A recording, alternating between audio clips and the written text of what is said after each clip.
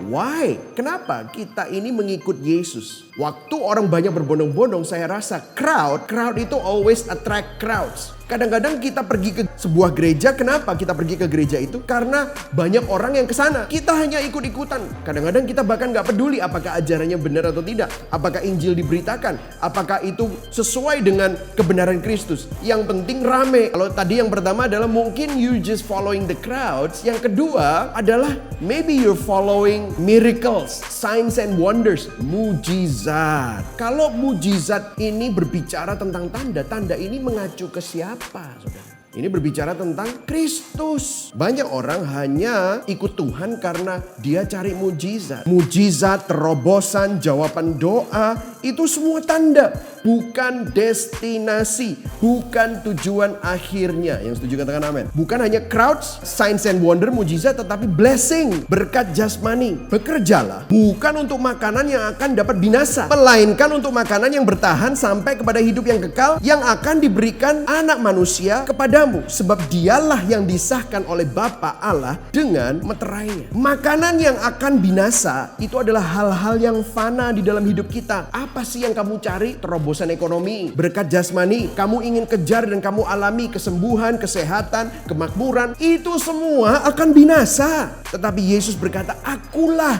yang kamu cari-cari. Kalau kamu lihat ada mujizat, kalau kamu lihat ada berkat yang lebih tinggi dari semua itu, yaitu aku, Tuhan yang kudus, Tuhan yang mau menyelamatkan kamu. Aku ini turun ke dunia. Itulah esensinya. Makanya dikatakan apa ayat 51? Akulah roti hidup yang telah turun dari surga. Akulah dia. Jikalau seorang makan dari roti ini, ia akan hidup selama-lamanya. Dan roti yang kuberikan itu ialah dagingku yang akan kuberikan untuk hidup dunia. Roti yang kamu cari-cari, kepuasan yang kita semua damba-dambakan, itu semua ada di dalam Yesus.